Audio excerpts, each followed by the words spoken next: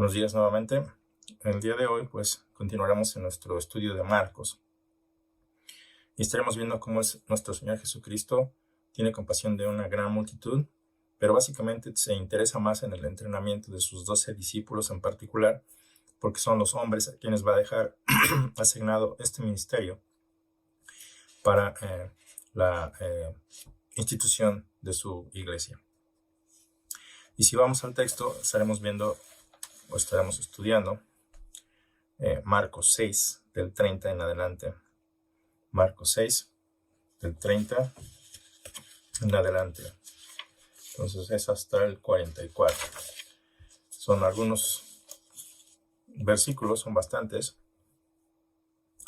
pero vemos cómo así en particular, en grosso modo, cómo el Señor Jesucristo alimenta a 5,000 hombres, sin contar niños y mujeres, hombres, ¿verdad? Lo cual elevaba la cifra quizá hasta 20,000 personas, básicamente de la nada. Y vamos a notar también que el Señor Jesucristo nunca hizo milagros para sí mismo, aún pudiéndolo hacer, y lo vemos en la tentación cuando Satanás le dice: si tú eres el Hijo de Dios, haz que estas piedras se conviertan en pan, ¿verdad? Él podría haber hecho eso, no lo hizo, pero lo hizo aquí, de 5 panes y un par de peces o pescados, pues hizo que todos comieran y se satisfacieran. Y de esa manera el Señor nos cuida, ¿verdad? Vamos a leer el texto para que no me escuches a mí, sino que escuches lo que el texto nos tiene que decir, lo que Marcos escribió, lo que nos dejó el Señor para nuestra instrucción, para nuestro crecimiento, para conocerle, para esa intimidad diaria con Él. Entonces vamos a orar. Te damos las gracias, Padre Santo, por tu palabra. Sin ella no podamos vivir. Gracias porque tú eres este pastor que nos toma de entre los campos, de entre los desiertos, Señor, donde andamos, y pues tú nos guías a lugares delicados, de delicados pastos donde podemos alimentarnos y aguas donde podemos beber, Señor. Es una figura que muestra tu amor, tu preocupación por nosotros, Señor, al punto en que has dado tu vida para que nosotros no muramos, Señor, pero nosotros todavía seguimos siendo responsables de creer o de no creer, y por ello conlleva vida o muerte eterna. Te rogamos, Señor, entonces que nos concedas tu palabra y que podamos admirarte y de esta manera ser transformados y vivir de acuerdo a tu llamado. Muchos de nosotros pues tropezamos con nuestras necedades y nuestras tropezas. Te rogamos tu perdón. Ayúdanos a no mirarnos a nosotros porque somos pues nada, Señor, somos nada, y pero ayúdanos a ver a Cristo, quien es todo. Entonces te rogamos en el nombre de nuestro Señor. Amén. Entonces vamos al texto directamente en Marcos 6:30 y lo voy a empezar a leer. Los apóstoles se reunieron con Jesús y le informaron sobre todo lo que habían hecho y enseñado. Y él les dijo: venid, apartaos de los demás a un lugar solitario y descansad un poco, porque había muchos que iban y venían, y ellos no tenían tiempo ni siquiera para comer. Y se fueron en la barca a un lugar solitario, apartado, pero la gente los vio partir, y muchos los reconocieron, y juntos corrieron allá a pie de todas las ciudades, y llegaron antes que ellos. Al desembarcar, él vio una gran multitud, y tuvo compasión de ellos, porque eran como ovejas sin pastor. Y ahí la figura, eran como ovejas sin pastor. Y comenzó a enseñarles muchas cosas. Y cuando era muy tarde ya, sus discípulos se le acercaron diciendo: el lugar está desierto y ya es muy tarde. Despídelos para que vayan a los campos y las aldeas de alrededor y se compren algo de comer. Pero respondiendo él les dijo: dadles vosotros de comer. Y ellos le dijeron: ¿quieres que vayamos y compremos 200 denarios de pan y les demos de comer? Él les dijo: ¿cuántos panes tenéis? Id y ved. Y cuando se cercioraron, le dijeron: 5 y 2 peces. Y les mandó que todos se recostaran por grupos sobre la hierba verde. Y se recostaban por grupos de 100 y de 50. Entonces él tomó los panes y los peces, y levantando los ojos al cielo, los bendijo, y partió los panes y los iba dando a los discípulos para que los sirvieran también, y los repartió los peces entre todos. Todos comieron y se saciaron y recogieron 12 cestas llenas de pedazos y también de los peces. Los que comieron los panes eran 5,000 hombres. Aquí vemos que después de que nuestros discípulos, los apóstoles, regresaron de esa gira por toda Galilea, predicando el evangelio, predicando el arrepentimiento, predicando el reino de Dios, regresaron con reportes, regresaron y pues tenían, como todos nosotros, dudas, querían compartir las hazañas que experimentaron, quizá satisfechos, quizás un poco tristes también por aquello de la noticia de Juan el Bautista, ¿verdad? Y pues también algunos de ellos, me imagino, como tú y como yo, temerosos por su propia seguridad. Si eso le pasó a Juan, que era el favorito del rey, pues ¿qué podemos esperar nosotros, verdad? Y al parecer muchos de estos retiros que el Señor Jesucristo intentó, ¿verdad? Intentó, digo, porque aquí vemos que el texto nos dice que los toma aparte y se los lleva a un lugar desierto donde no hay nadie, pero la gente los vio y los fue a buscar. Entonces no hubo tal retiro, ¿verdad? Hubo un día más de trabajo. Pero esto es lo que nos dice el texto. Los apóstoles se reunieron con Jesús después de su gira y le informaron sobre todo lo que habían hecho y de todo lo que habían enseñado. Entonces sí, hay ese tiempo en el que quieren pasar tiempo con nuestro Señor, y el Señor, en su entendimiento, conociendo que pues hicieron un trabajo fuerte, cansado, pues reconoce que requieren de estar un tiempo a solas. Les dice: venid, apartaos de los demás a un lugar solitario, donde no hay nadie, solo nosotros, y descansad un poco. Y ese es el trabajo del misionero, es el trabajo de todo obrero para Dios, o de obrero de Dios, ¿verdad? En el que debemos de poner de nuestro esfuerzo. Todos necesitamos trabajar y hacer un poco de esfuerzo. Jesús no es indiferente a tu esfuerzo, también reconoce que después de trabajar, ¿verdad?, requieres de un poquito de descanso, y aún así vemos que aquí eso no pasó, porque el texto nos sigue diciendo que había muchos que iban y venían, muchos enfermos, mucha gente, la gente los buscaba, y sobre todo a Jesús, por lo que le veían hacer, por lo que le escuchaban decir, ¿verdad? Entonces había mucha gente, pero no tenían ni un tiempo para comer, así que los tomó aparte y se fueron en la barca a un lugar solitario apartado. Aparentemente es el primero de 4 retiros que el Señor quiere realizar, y tenían como fin primero eludir los celos vengativos del rey Herodes Agripa, ¿verdad? Lo vemos con cómo trató a Juan. En segundo lugar, pues rehuir de ese fanatismo de los supuestos seguidores de Jesús en toda Galilea, ¿verdad?, que le querían hacer rey. Juan 6:15 nos da más detalles. Le querían hacer rey, pues obvias razones, ¿verdad? Con un rey como él, pues podían deshacerse del imperio romano. Con un rey como él, pues no tendrían enfermedades. Lo que me sorprende mucho es que había mucha gente, y vemos en el texto todo esto, cómo la gente les seguía en grandes multitudes. Entonces, pues creo que no había doctores, o había mucha gente enferma, y me hace pensar, ¿por qué se llegó a ese punto de tanto enfermo, de tanto poseído? Entonces, en primer lugar, pues porque Dios establece los tiempos, y todo esto que Él permitió tenía un fin, ¿verdad?, de probar quién Jesús era. Entonces, pero en segundo lugar, digamos que detrás de bambalinas, pues quizá muchos de ellos en la búsqueda de Dios hicieron cualquier cosa, ¿verdad?, consultando espíritus, no sé, infinidad de cosas que nosotros humanamente solemos hacer buscando a Dios, y lo seguimos haciendo, ¿verdad? Mucha gente piensa que llegar a Dios es el camino que tú escojas, te va a llevar a Dios, según tus propias opiniones, según tus propios deseos y tus gustos. Seguramente aquí pues hicieron lo mismo, no son tan diferentes a pesar de las culturas opuestas y en lugares, tiempos distintos. Pero seguimos haciendo lo mismo, ¿verdad?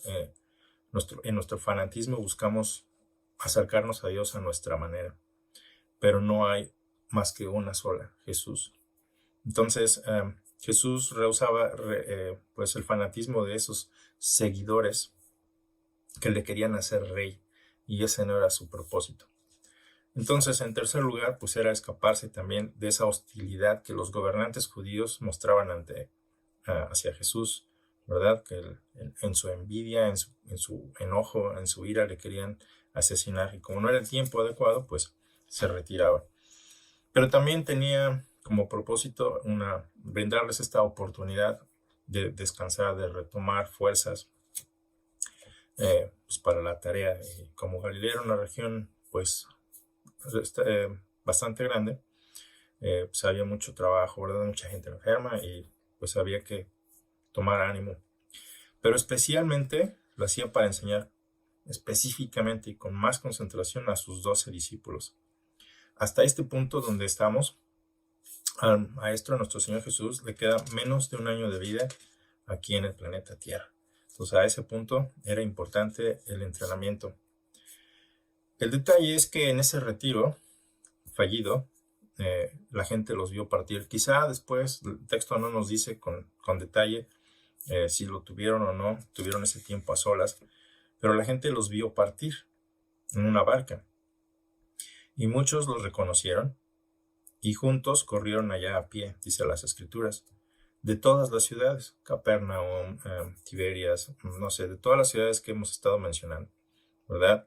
Cuando escucharon que Jesús iba hacia Betania, nos dice el texto en otros evangelios, llegaron antes que ellos, pues ahí corriendo, pues eran como 12 kilómetros hasta el punto donde ellos llegaron, y el Señor Jesucristo al desembarcar vio una gran multitud. Entonces no hubo tal retiro hasta aquí, ¿verdad?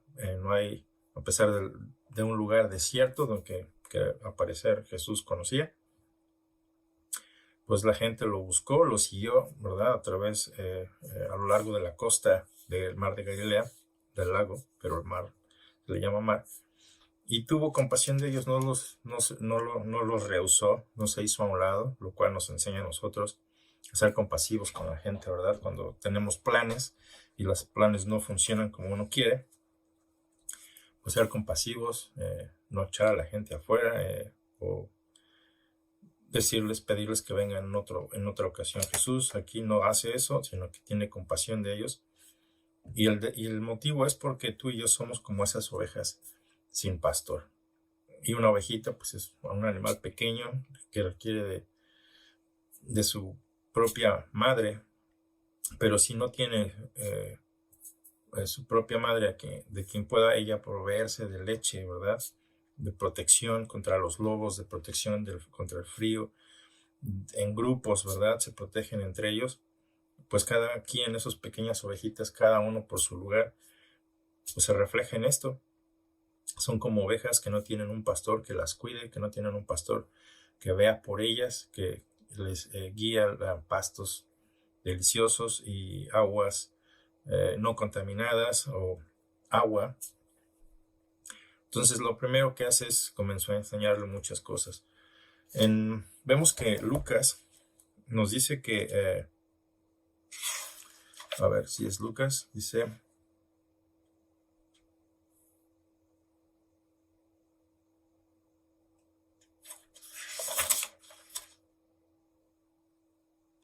Sí, nos dice en el versículo 11 que sanaba a los que tenían necesidad de ser sanados y les hablaba del reino de Dios. Esto es lo que Jesús hacía. En la necesidad que todos tenemos de salud física, nuestra primera necesidad no es la salud física. Nuestra primera necesidad es la salud espiritual, ese reconciliamiento con Dios. Si hoy tú te mueres y no estás bien con Dios, vas a pasar una eternidad en el infierno. No es que yo te lo desee, No es que yo esté fabricando la invención de un lugar que tú y yo no hemos visto, pero la palabra de Dios está saturado de estas advertencias. Si no te arrepientes, morirás. La compasión de nuestro Señor por detener la muerte, ¿verdad? Tú y yo tenemos todavía un tiempo de vida. Se nos han asignado, ¿qué te gustan? 50, 80, 100 años de vida, suficientes para venir a Él, conocerle, vivir de acuerdo a sus estándares, ¿verdad? Y recibir esa vida eterna a través de Jesucristo. No es que nuestras buenas acciones nos llevan al cielo, porque nosotros no vamos a ganar esas entradas. No es nuestro esfuerzo la que nos pone bien delante de Dios, sino que es creer en el Señor Jesucristo. Esa es la voluntad de Dios para tu vida, que creas en Jesucristo. Pero si no crees, lo cual es tu opción, ¿verdad? Mala opción, pero es tu opción. Si no crees y sigues creyendo que la Virgen María te va a proveer salvación, y si sigues creyendo que todos tus santos, y puedes ser tu lista de santos o tu favorito, te va a hacer el milagrito, estás equivocado, porque va en contra de la palabra de Dios, la cual es la autoridad que proviene de Dios mismo. No es mi autoridad, no es la autoridad de la iglesia, es lo que Dios estableció con estos 12 apóstoles que vemos aquí que Él está entrenando. Y los está entrenando de una forma clara, personal, y les da detalles de todo lo que Él quiere que hagan y hagamos hasta el día de hoy. Entonces, este es un relato de lo que les está pasando. Este es un relato de esos 12 hombres a quien Dios, el Señor Jesucristo, dio órdenes y entrenó de cómo debían de hacerse las cosas. No para nuestra gloria, ni para nuestra propia satisfacción, sino para nuestra salvación. Por eso se compadece de las multitudes, porque Él dice que eran como ovejas sin pastor. Y hasta la fecha, tú y yo podemos estar en esas condiciones, y aún así Jesús se sigue compadeciendo de ti, se compadece de mí. Sí, la vida puede ser difícil, la vida puede ser confusa, puede estar llena de ira, de rencor, de soledad, puedes estar lleno de confusión, de depresión, y aún así Jesús se compadece, pero te extiende la mano, ¿verdad? Pero si eres de ese tipo de ovejas que sigue corriendo, alejándose de Jesús, pues bueno, Él te seguirá buscando, pero eres tú quien está corriendo, no Él. Entonces, si no te acercas, no recibirás esa vida eterna, esa compasión. En fin, entonces esto muestra con claridad nuestra necesidad espiritual, sobre todo antes que nuestra necesidad física. Te recuerdo, una necesidad espiritual no es aquella que te hace sentir bien, la que hace que tu cuerpo se sienta bien por medio de profundas respiraciones, como mucha gente enseña, ¿verdad? Eso no es espiritualidad. O esas mantras que recitas, o el hecho de poner tu mente en blanco, eso no es meditación. Meditación implica el razonamiento de tu mente, ¿verdad?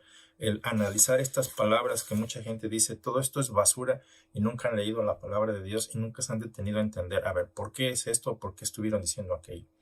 Algunos, ¿verdad? Como periodistas que hoy, habiendo buscado evidencia de que todo esto era falso, encontraron que no era falso, sino que era cierto. Y ahora predican también la palabra de Dios porque vieron que toda esta evidencia es real. Y se dedicaron a hacer algo que tú y yo no hemos podido hacer o no hemos querido hacer. Analizar con más objetividad, con profundidad. La palabra de Dios no ha cambiado, ¿verdad? Pero ellos en sus dudas buscaron más información y encontraron las respuestas que buscaban, ¿verdad? Lo cual les hizo afirmar, después de ser ateos, ¿verdad? En contra de Dios, que verdaderamente todo esto es cierto. Entonces Jesús es quien guía. No lo vemos y sigue guiándonos. Y lo podemos ver en nuestras vidas. Cuando ves hacia atrás, yo en mi vida personal, veo que pude haber sido pues, totalmente distinto. Como muchos vamos a decirlo, ¿verdad? Todos decimos lo mismo. Mi vida pudo haber sido muy distinta. No te lo voy a decir así en cámara, pues es algo más personal. Pero sí, yo veo que cada vez que paso poco tiempo con el Señor Jesús, en su palabra, mi vida cambia radicalmente y se parece mucho a lo que era antes. Pero cuando estoy con Él, hay un canto que dice, tú me haces feliz, de Maranata, y es la verdad. Cuando yo paso tiempo con Jesús en su palabra, mi vida pues no es una cama de rosas, pero está llena de paz, independientemente de las situaciones. Cuando pasa lo contrario, hasta el más mínimo detalle me hace sentir incómodo, iracundo y entre otras cosas. Es Jesús quien llena esa necesidad espiritual. Es su palabra la que pone paz en el corazón de cada uno de nosotros. Por eso la importancia de alimentarse de su palabra. Alimentarse, meditar en ella, analizarla, concentrarse en lo que está diciendo y ponerlo en práctica. Porque de nada nos sirve saber acerca de si nuestra vida enseña otras cosas. Entonces la espiritualidad es esa comunión íntima del hombre con su Creador. Esa comunión íntima entre tú y Jesús. Comunión íntima entre tú, el Padre, el Hijo y el Espíritu. Esa es la espiritualidad que Dios quiere. Esa es la verdadera espiritualidad. Y todo esto no es para tu propia gloria. En fin, déjame seguir con el texto, el tiempo pasa. Y dice en el 35 que cuando era ya muy tarde, sus discípulos se le acercaron diciendo, este lugar está desierto y ya es muy tarde. Entonces, sí, efectivamente, era un lugar desértico, donde no hay un pueblo donde puedan proveerse abastecerse de alimentos o de refugiarse de la noche. Ahí es un lugar donde cada quien está por lo suyo, por su cuenta, ¿verdad? Sabemos que pudo haber habido mujeres, ancianos, niños.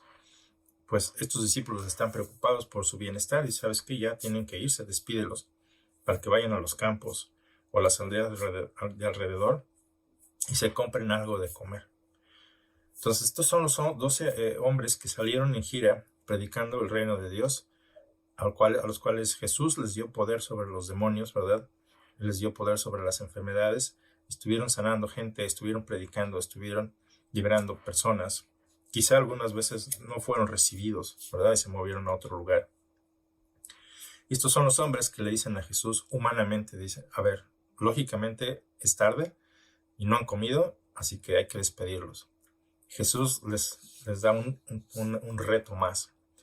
Y esto me hace pensar que muchas veces tú y yo no nos gustan los retos que Dios nos da. Nos gusta la comodidad, nos gusta lo habitual, lo lógico. Y de ahí nos cuesta trabajo dar el siguiente paso. Estos hombres han sido entrenados y siguen siendo entrenados y les dice aquí, dadles vosotros de comer.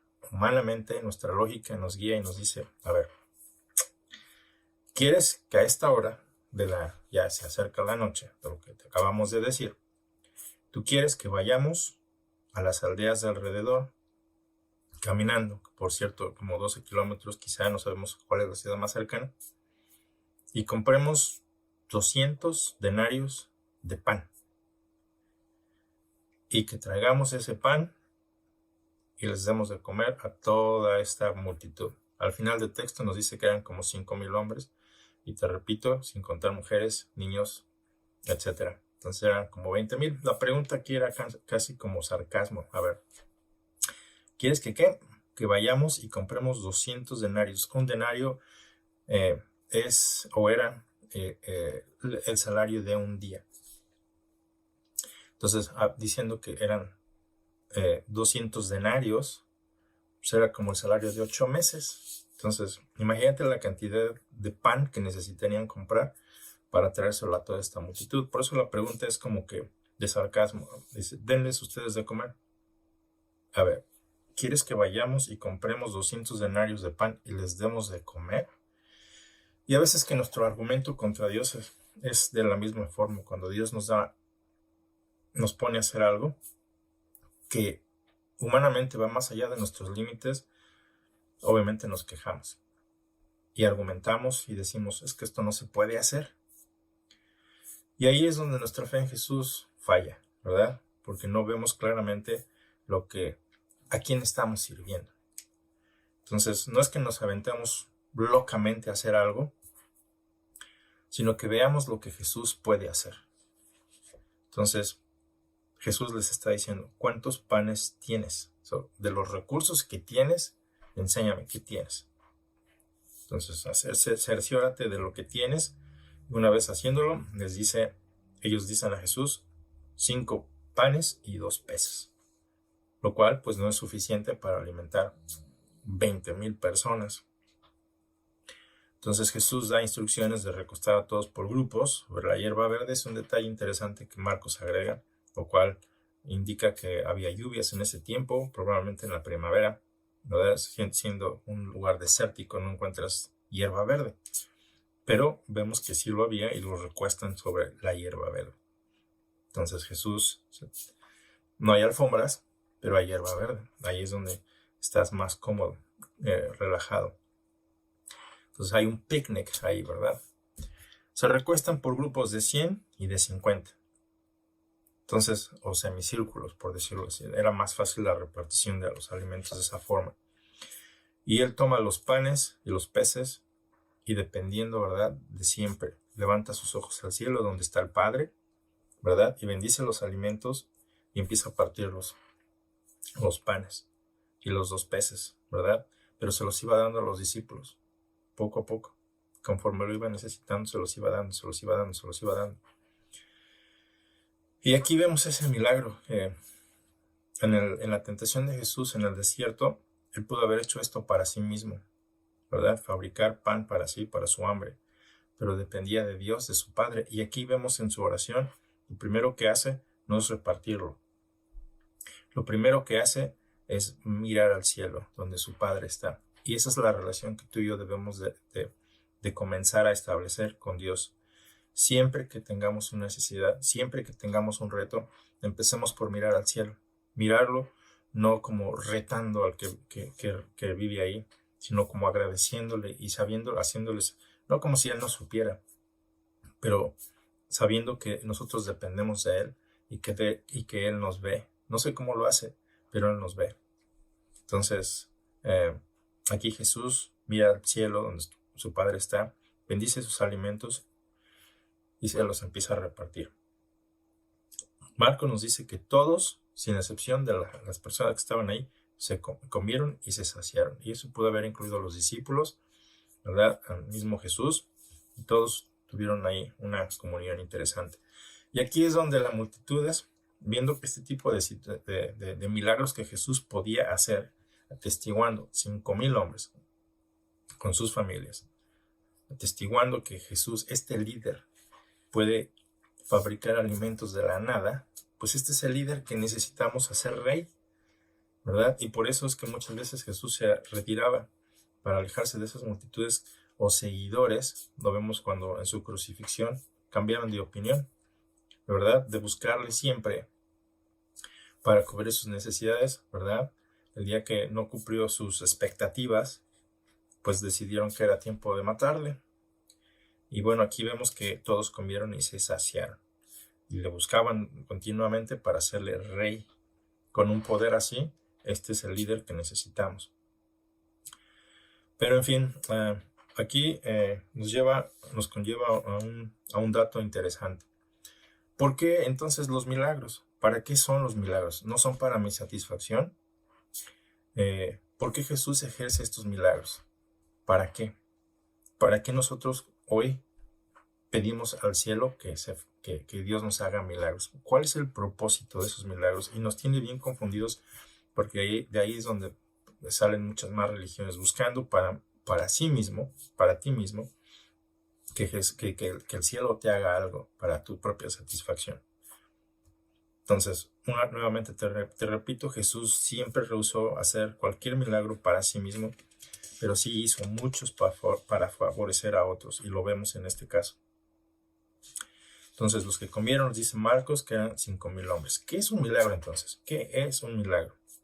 De acuerdo al diccionario Farlex, nos dice que es un suceso extraordinario que contraviene las leyes de la naturaleza. Eso es lo que el mundo cree. Y que se supone fue realizado se supone, ¿verdad? Es la definición del diccionario. Se supone, o sea, no lo puede afirmar. Fue realizado por intervención sobrenatural de origen divino. Entonces, esa es la descripción que Farlex hace.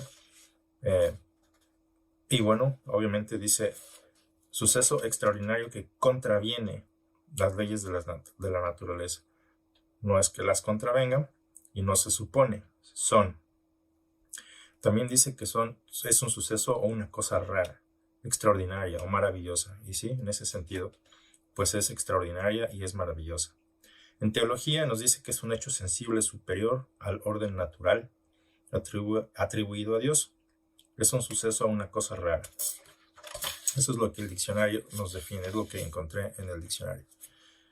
Entonces a mí me surgen otras dos preguntas. ¿Qué propósito tiene un milagro o los milagros? ¿Y puedo pedir milagros para mí mismo, para mi conveniencia?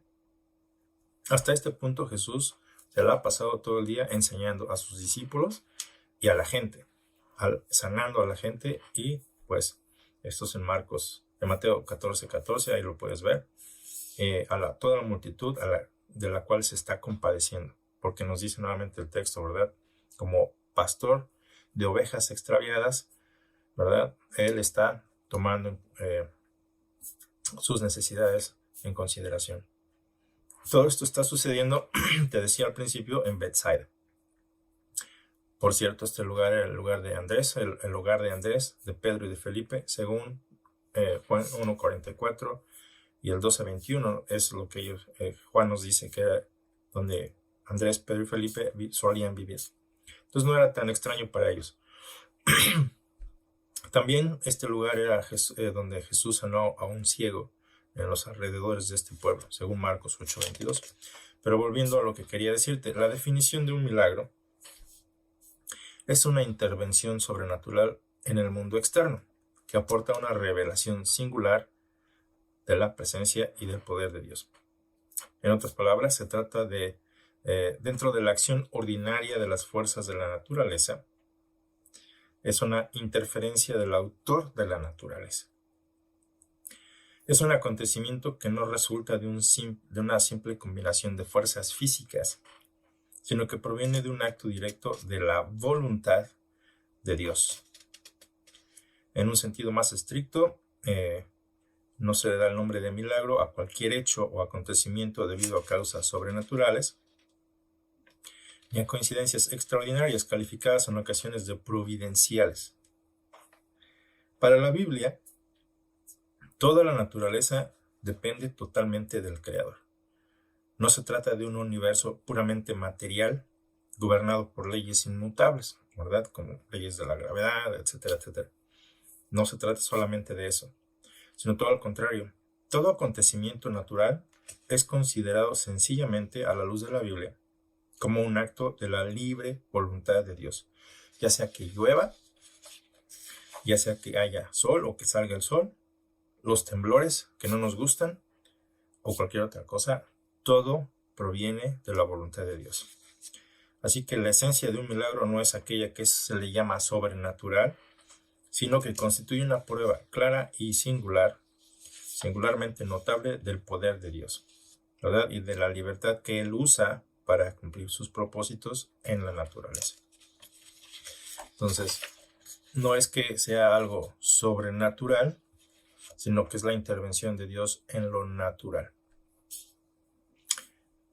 ¿Qué posibilidad existe de que se sigan realizando milagros, o la posibilidad de los milagros? Bueno, para el que cree en un Dios personal, la posibilidad de un milagro no le causa problema alguno. Se podría comparar a esa intervención milagrosa del Señor en el mundo físico a la voluntad de un varón, ¿verdad? De un hombre o de una mujer, utilizando su fuerza muscular para levantar un objeto en contra de la gravedad, ¿verdad? La fuerza natural nos indica que es la ley de la gravedad, el objeto caería. Pero yo estoy interviniendo en esa fuerza natural levantando esto, ¿verdad? Y no necesariamente estoy contradiciendo las leyes de la naturaleza, solamente estoy interviniendo. Entonces, en realidad, lo que debería de ser explicado, nos dicen los textos, es la ausencia de milagros, ¿verdad? Por parte de aquel que sostiene y controla y dirige todo el universo. Cristo se proclama la fuente de vida y la fuente de salvación. Él sustenta todo por la palabra de su potencia, según Colosenses 1:16 y Hebreos 1:2. Entonces, la negación de la posibilidad misma de los milagros proviene en el fondo de una postura atea, ¿verdad? Una postura que dice que Dios no existe y que por lo tanto no puede manifestarse, pero es más básicamente tu idea en contra de Dios. O es una idea de panteísmo, ¿verdad? Que no es un ser personal, entonces no sabría intervenir inteligentemente. No conocen de Dios, pero dicen que no puede hacer tal cosa. Entonces, en general, todo creyente que ha sentido en su foro interno esa experiencia de la verdad del Evangelio, esos cambios que el Evangelio hace en tu vida, es esa acción regeneradora del Espíritu Santo, sabe personalmente algo del poder de Dios. No todo, pero algo del poder de Dios y de la realidad de su revelación. Entonces no nos cuesta nada admitir otras intervenciones divinas. Y todos tenemos experiencias de ese estilo, ¿verdad? Y la gente no los puede creer. Lo consideran como casualidad. Tan íntimamente ligadas a la historia de la salvación. Entonces, cuando tú vives para Jesús, cuando vives para Dios y te encuentras en situaciones difíciles y ves cómo Dios proveyó para tu necesidad en muchas formas, pues podemos admitir que Dios intervino. Entonces, por ejemplo, con el que había sido ciego de nacimiento, se puede decir, él dijo, una cosa sé, que yo era ciego y ahora veo. Juan 9:25. Entonces, no argumentó quién era Jesús, simplemente dijo, yo solamente sé una cosa, antes no podía ver y ahora sí. Él fue el que lo hizo. Entonces, sabemos que somos una nueva criatura. Cuando vemos que ha operado en nosotros ese milagro, al que le llamamos milagro de ese nuevo nacimiento, que no podemos entender, pero que fue realizado en nosotros. Textos como para probarlo, pues está 2 Corintios 5:15, Juan 3:3-8. Y por eso podemos dar crédito no solo del autor, sino de todos los milagros son posibles, ¿verdad? Y siempre esperamos que los milagros, cuando pensamos en milagros, pensamos que una persona que no puede caminar vuelva a caminar. Una persona que no puede ver, que pueda volver a ver. Y eso es lo que reducimos también la palabra milagros. Lo reducimos a experiencias físicas. Entonces, ¿qué efecto insuficiencia han tenido los milagros a lo largo de estos años, de estos siglos? Bueno, los milagros y la manifestación del poder de la intervención de Dios se dan para impresionar al hombre y para ayudarnos a creer. Entonces, después de haber dado señales patentes de su naturaleza y su misión divina, Jesús afirma, ¿verdad?, a sus escuchas o interlocutores que debían de creer a causa de las obras mismas. Juan 10:25. Entonces tuvieron la oportunidad de ver lo que Jesús puede hacer y por esa razón debían creer, ¿verdad? Por todas esas obras que él hizo, no solo por lo que decía y se levantó, ¿verdad? No era un palabrero solamente, sino que él tenía poder para hacer cosas extraordinarias como la que acabamos de leer, la alimentación de 5,000 personas, varones, y en general, te digo, la Biblia no dice un número exacto, a excepción de estos 5,000 hombres, pero considerando que pudo haber niños y mujeres, como lo dijimos varias veces, pues el número era mayor.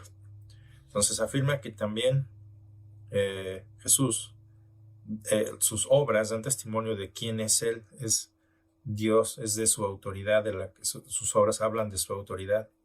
Entonces, obviamente, lanza reproches contra todos los que no aceptan su testimonio. Ese testimonio de lo que Él está haciendo, obviamente Jesús los reprocha. Mateo 11, 3:5, 20-21, 12:28, ¿verdad? Juan 5:36, 14:11, 15:24, 20, del 30 al 31. Pero, o sin embargo, los milagros no deberían de sustituir nuestra fe. Los milagros no pueden sustituir la fe en modo alguno. Por ejemplo, Faraón había exigido un milagro para creer, uno. ¿Cuántos más se le dio? Y y aún así rehusó dejarse convencer a pesar de todas esas evidencias. Hubo muchos milagros para él y no creyó, ¿verdad? En el caso del tiempo de nuestro Señor Jesucristo, sus contemporáneos lo habían visto y habían demandado tantas señales sobrenaturales, el control sobre el viento, el control sobre el mar, el poder sobre el mundo espiritual, ¿verdad? Y aún así endurecieron sus oídos y cerraron sus ojos a fin de no ser ganados para ser salvos, ¿verdad? Juan 12, 37 al 40.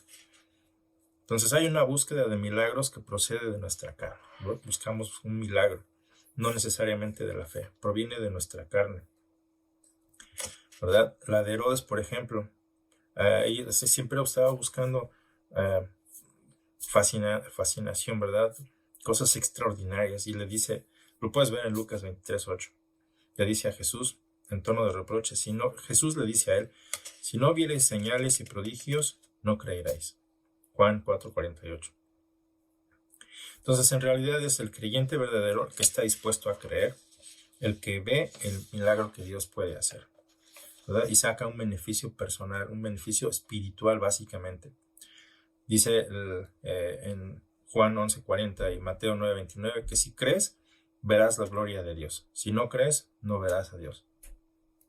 Entonces, por otra parte, el Señor nunca llevó a cabo un milagro en medio de la incredulidad, y lo vemos en la situación cuando Él va a su pueblo natal, vivió ahí en Nazaret, no hizo muchos milagros por causa de la incredulidad de ellos. Entonces, no hizo nada ahí. Cuando hablamos de épocas en las que se manifestaron milagros, ¿verdad? Es notable ver que en la Biblia aparecen los milagros de una manera casi exclusiva en estos periodos, en la época de Moisés y de Josué, y se realizaron para confirmar la liberación de un pueblo elegido, en este caso Israel, la promulgación de la ley y del pacto, ¿verdad? Vemos esa montaña en fuego, ¿verdad? A la cual la gente temía acercarse y ni siquiera querían ver ni escuchar, para establecer el culto al Dios único y verdadero y la conquista de la tierra prometida. Todo esto era importante para Dios y por eso hizo todos estos milagros. Lo vemos también durante el ministerio de Elías y Eliseo. En eso se realizaron para sostener a los creyentes en una lucha muy implacable contra el triunfante paganismo en esos días. Vemos como falsos maestros o falsos profetas llevaban a la nación al desastre. Entonces era tiempo para manifestar esos milagros. Durante el exilio vemos que Dios, cuando Israel fue exiliado a otra nación, Dios estaba salvaguardando la fe de esas personas, de esas familias deportadas, ¿verdad? Manifestando su poder y su superioridad sobre esos dioses paganos de esta otra nación, mediante la ayuda que él prestó a Daniel y a sus amigos. Entonces no era que Daniel y sus amigos eran super gente o que ellos habían pedido un milagro, sino que Dios usaba a estos hombres para probarle a esta nación la superioridad de su amor. Entonces, cuando comenzaba el cristianismo, también se realizaron muchos milagros para acreditar la persona del Hijo de Dios y de su obra de salvación. Se realizaron muchos milagros para confirmar el fundamento de la iglesia y la misión de los apóstoles. Y se realizaron muchos milagros para apoyar el paso del antiguo pacto al nuevo pacto. Y entonces así demostrar la excelencia del evangelio que tú y yo sostenemos el día de hoy, en medio de un mundo que es idólatra y corrompido. Entonces, fuera de estos periodos, pues también vivieron gente muy notable como Daniel, ¿verdad? Como Abraham, como Juan el Bautista, y aún así ninguno de ellos hizo milagros. Y vemos que Abraham se le llama el padre de todas las naciones, que David fue el mejor de los reyes que Israel ha tenido, y vemos que el libro de los Salmos, muchos de esos salmos fueron escritos por el rey David, y aún así no hicieron milagros. Entonces, los milagros en nuestra época, ¿verdad? Sabemos que Dios sí puede hacer milagros conforme Él quiere, ¿verdad? Y que el Espíritu de Dios puede otorgar a ciertos hombres y mujeres el don de llevar a cabo esos milagros y curaciones a quienes Él quiera, según 1 Corintios 12:9, a quienes Él quiera.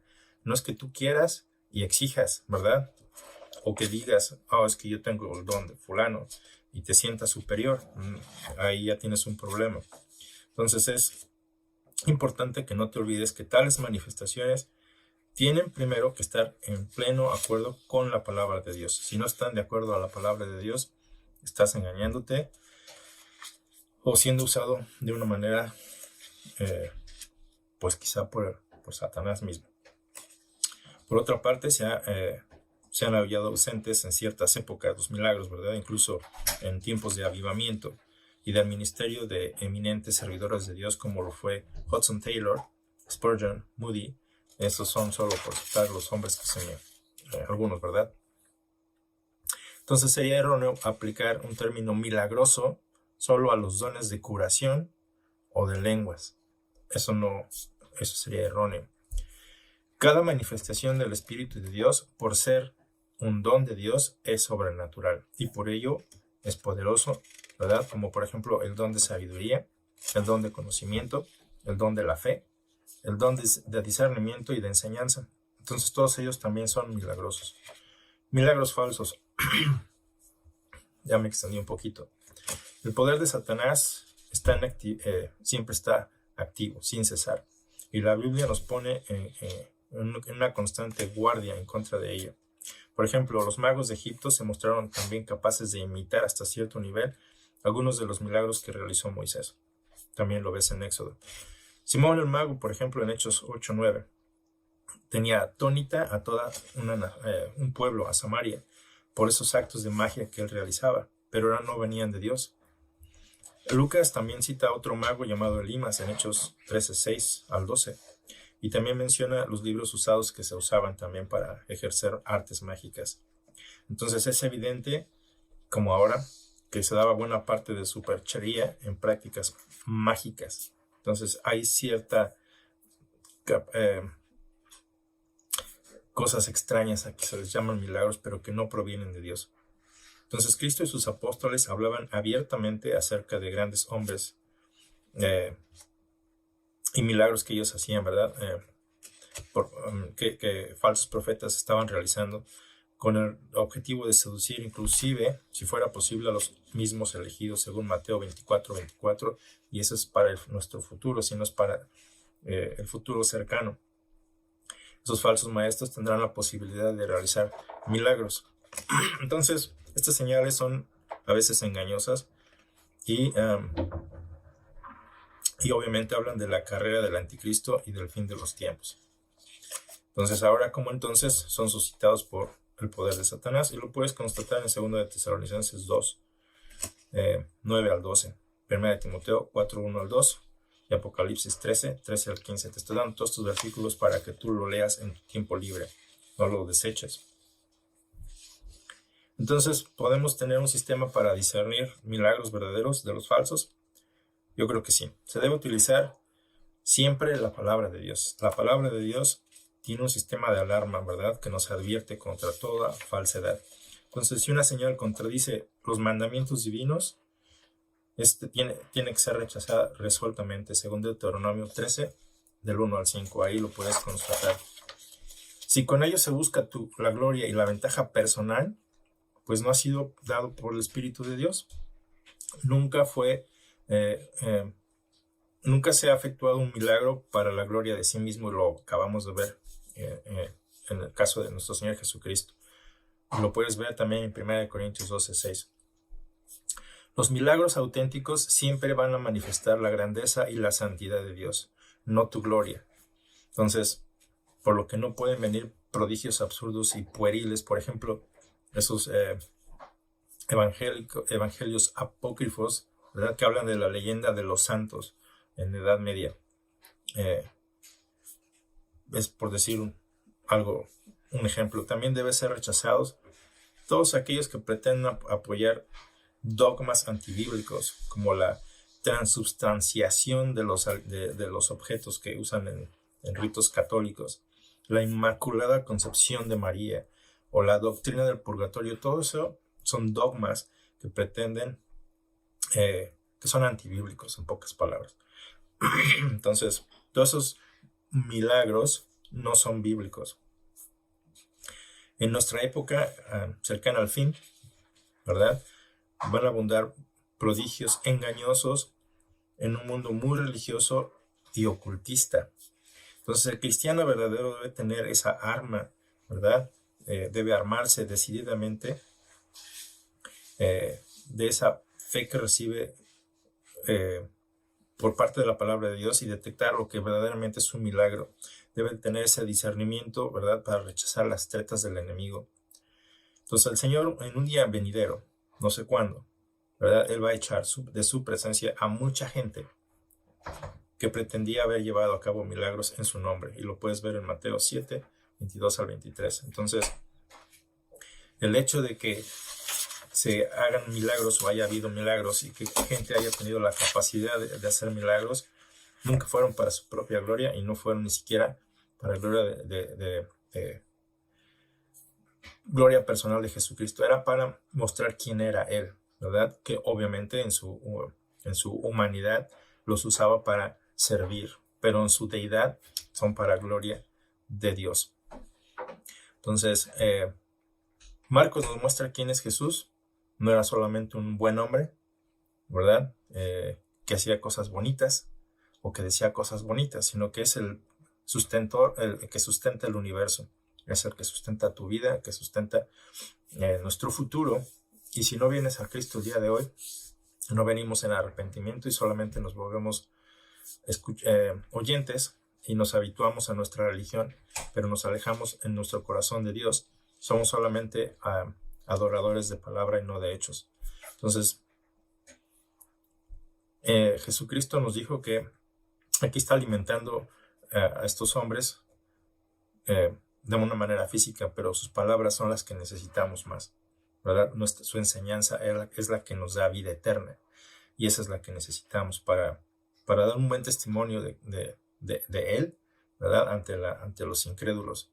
Pero cuando nos alejamos de Él, pues solamente pues hacemos todo lo contrario. Entonces, espero que te haya sido claro que los milagros no son para tu gloria, que los milagros que Jesús está haciendo aquí son para gloria de Dios, para mostrar quién es Él. Y a veces malentendemos lo que la palabra de Dios nos enseña también, buscando nuestra propia gloria. Entonces, no te desvíes buscando hacer milagros o que te hagan un milagrito. Acércate a la palabra de Dios, entiende lo que Jesús te está pidiendo hacer, cree en su nombre y obedece. Entonces, ese es el tema para el día de hoy. Entonces ya lo voy a cortar ahí. Que Dios te siga bendiciendo y espero que te tomes tu tiempo para analizar lo que acabamos de ver. Ponle pausa al video, toma notas de los versículos que te di, léelo por tu cuenta, ¿verdad? Y estúdialo. Que Dios te abra ese entendimiento para tu crecimiento, para que tú te cerciores en la palabra de Dios que todo esto es real. No más porque yo te lo estoy diciendo o alguien te lo está diciendo, sino que proviene de aquí, del texto. Entonces, que Dios te siga bendiciendo y tengas una excelente semana. Dios te bendiga.